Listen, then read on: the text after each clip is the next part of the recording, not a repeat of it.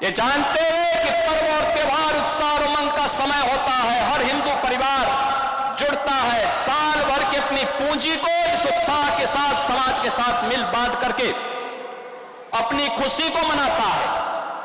कोई हिंदू, कोई सनातन धर्मावलंबी भेदभाव नहीं करता किसी के साथ, कोई भी उसके साथ मिलकर के पर्व और त्योहार मना सकता है, कोई दिक्कत नहीं।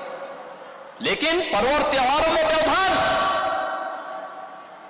पर्व और त्योहारों के समय माहौल खराब करना, ये स्वीकार्य नहीं। और मैं फिर कहूंगा कि अगर किसी ने सड़कों पर प्रदर्शन करके उपद्रव करने का दुस्साहस किया, और मैं ये भी कहूंगा उनको चेतावनी दे रहा हूं उन लोगों को जो कायरों की तरह, बुज़दिलों की तरह बच्चों और महिलाओं को आगे करने का काम कर रहे हैं, याद रखना इसकी भारी कीमत चुकानी पड़ेगी उनको, अगर उन्होंने किसी भी पर्व और त्योहार में व्यवधान डालने का काम किया तो। आपने देखा होगा 500 वर्षों का इंतजार समाप्त करके अयोध्या में भगवान राम का भव्य मंदिर का निर्माण हो गया। लोगों को गलतफहमी थी कि कैसे होगा, तब भी हर सनातन धर्मावलंबी एक ही बात कहता है, एक ही कहता था, रामलला हम आएंगे, मंदिर वहीं बनाएंगे। बन गया ना मंदिर, रामलला विराजमान हो गए। अयोध्या दुनिया की सबसे सुंदरतम पर्यटन नगरी के रूप में स्थापित हो रही है। और अभी 19 अक्टूबर को दीपोत्सव का भव्य आयोजन इस बार फिर से अयोध्या में होने जा रहा है। उसकी तैयारी के लिए आप भी घर घर में दीपक जलाइए। ये नए भारत का दर्शन कराता है हमें। भारतीय संस्कृति जितनी समृद्ध होगी, भारत जितना मजबूत होगा, लोक कल्याण का और वैश्विक कल्याण का मार्ग उतना ही सशक्त होगा। आज प्रधानमंत्री मोदी जी के नेतृत्व में ये नया भारत दुनिया को यही संदेश दे रहा है। लेकिन कुछ लोग हैं जिनको शांति अच्छी नहीं लगती, कल्याण अच्छा नहीं लगता, कल्याण अच्छा नहीं लगता। जब भी कोई हिंदू पर्व और त्योहार आता है उनको गर्मी आने लगती है, और उनकी गर्मी को शांत करने के लिए हमें पेंटिंग का सहारा लेना पड़ता है।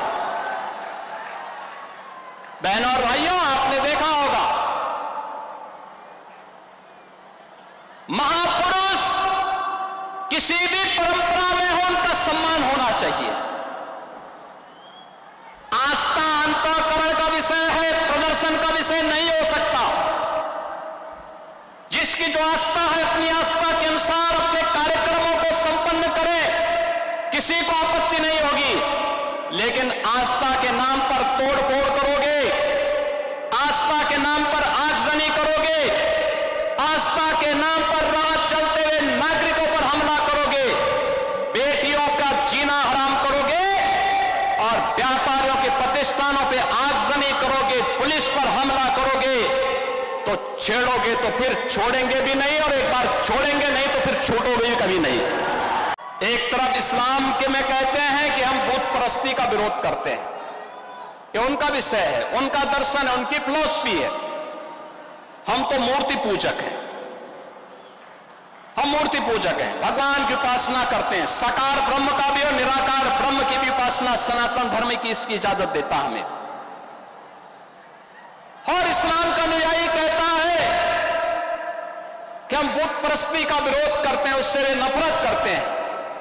और दूसरी तरफ आई लव मोहम्मद कह करके अव्यवस्था और आगजनी तोड़फोड़ का सहारा ले रहे हैं। उन्हें मालूम है ये शारदीय नवरात्रि है, विजयादशमी का पर्व है, और शारदीय नवरात्रि को अगर अव्यवस्था पैदा करोगे, चंड मुंड बनकर के कार्य करोगे, तो मां भगवती कभी बर्दाश्त नहीं करने वाली है। मां भगवती तो ऐसे चंड और मुंडों को रोकने का ही कार्य करती है। इसीलिए सभी सनातन धर्मावलंबी मां भगवती दुर्गा की पूजा इसीलिए करती है जिससे शक्ति अर्जित कर सके।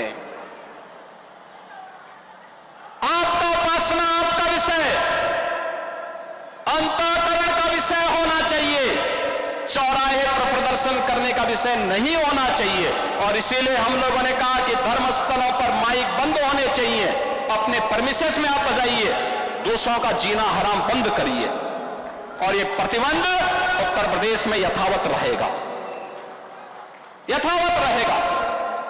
बहनों और भाइयों, अराजकता स्वीकार्य नहीं, कतई स्वीकार्य नहीं।